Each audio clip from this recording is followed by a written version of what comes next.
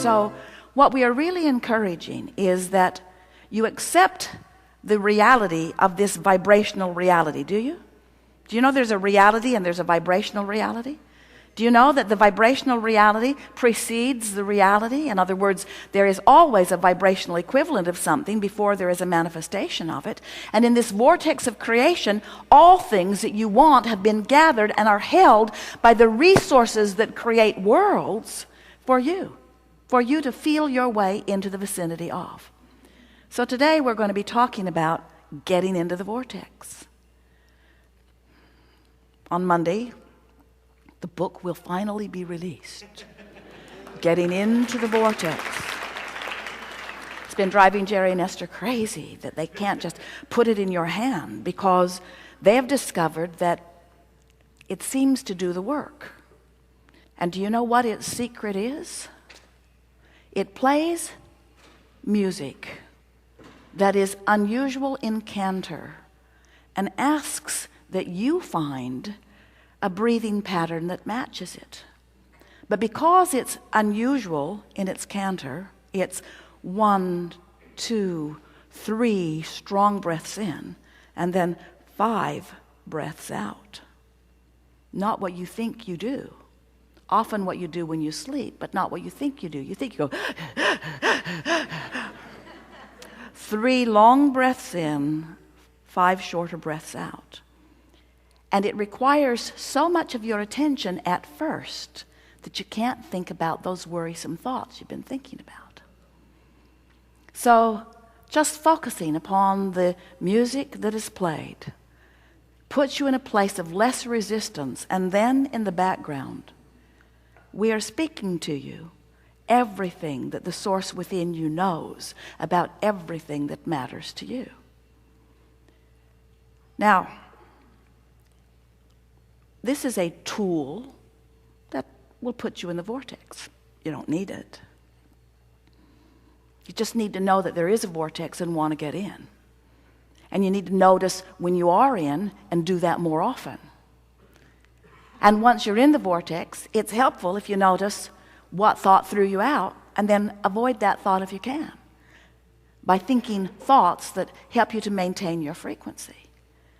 We want to help you to realize that so much of the effort that you've been offering, effort to meditate, effort to focus, effort to accomplish goals, effort to make your world a better world, your personal world or your physical world a better world, so much of the effort that you've been offering has been from your keen awareness of what you don't want.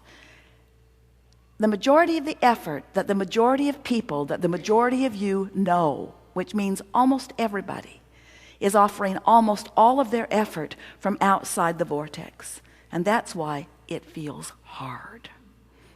To make the point, we've been playing with these money and the law of attraction cards.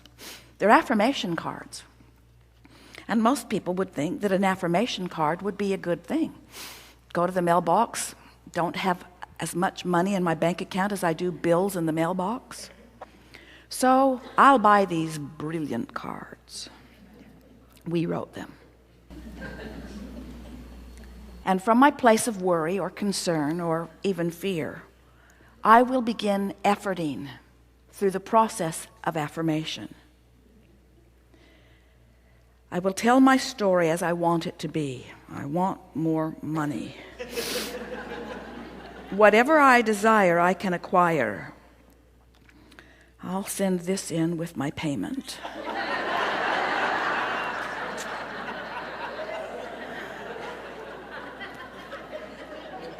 Achieving success is my natural birthright.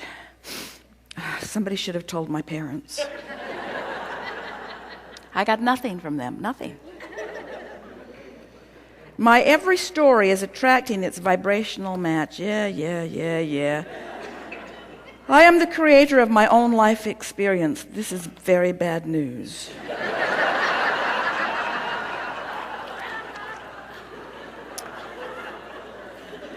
You sort of get what we're getting at. When you're outside the vortex and you effort, there's a backlash, because it activates a defensiveness within you that sort of defends where you are. Sort of like when you have a disagreement with a friend on the same point, and the friend believes one way and you believe the other way, and the more you talk, the more you both dig in where you were. Neither one of you moves over to where the other one is. That's what happens when you are outside the vortex, when you do your affirming. It's like you are affirming the opposite of what you mean to. I'm developing the skill to direct my thought. Right. I do not need to have money to attract money. Well, that is fortunate.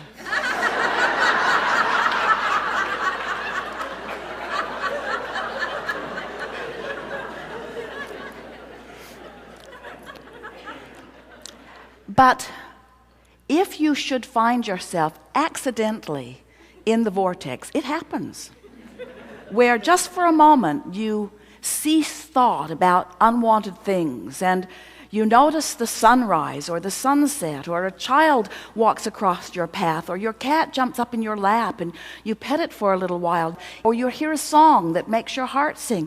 You find yourself in the vortex, all of you do, sometime during the day. And if from inside the vortex you begin reading these affirmations, the feeling is entirely different because there's no vibrational backlash.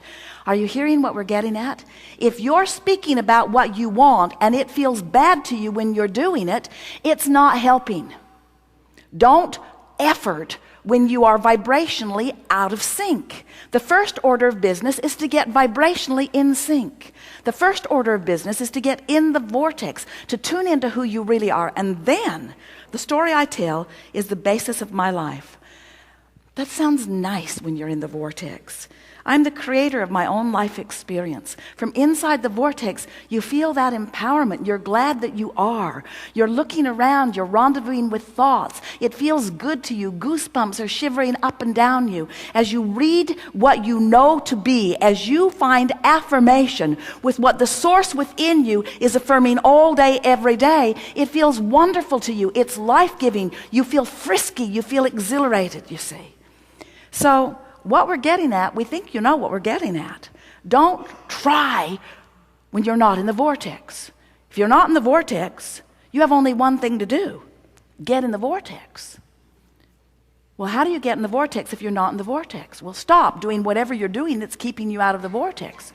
Oh, all right, I'll leave my husband.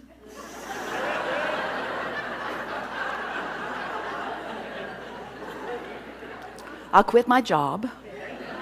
And I'll give each and every one of my children away. That isn't exactly what we meant. We mean the things that you are doing all day, every day, that are affecting your vibration the majority of the time, are the things that are going on in your mind. It's the things that you're thinking about. It's the things you're pondering. It's the beliefs you hold. A belief is just a thought you keep thinking, you know. So what you're wanting to do is change your beliefs, train your beliefs. But here's the thing, that this getting into the vortex conversation is really wanting to impart to you in a way that you've never heard it before. Don't try to change your thinking from outside the vortex. It will only backlash and make you dig in more. To change your thinking, you've got to be up to speed with who you are. So what does that mean? Meditate, quiet your mind. When you quiet your mind, you'll stop thought. When you stop thought, you'll stop resistance. When you stop resistance, your vibration will raise. When you run, when you take walks, when you get out in nature, when you interact with those who you really love, when you make long lists of things that you appreciate, when you get on rampages of appreciation. We've written several books, and every book is full of processes. We know you're sick of them. Processes, and every process is written to assist you in moving in the direction of who you are. But this is the big one. This is the big one that will make the most difference the fastest to you. This is the process that says, somehow, some way, I'm going to quiet my mind. I'm going to hypnotize myself. We don't mean that literally. I'm going to find some way of bringing myself into the vibrational vicinity of who I really am. And when I'm feeling measurably better, then I will offer my effort. Then I will set my goals. Then I will make my plans. Then I will call the airline and book my flights. Then I will go to the department store to purchase clothes. Then I will make love to the person I love. Then I will call someone on the telephone. In other words, get in the vortex and then. Get in the vortex and then. Get into the vortex and then.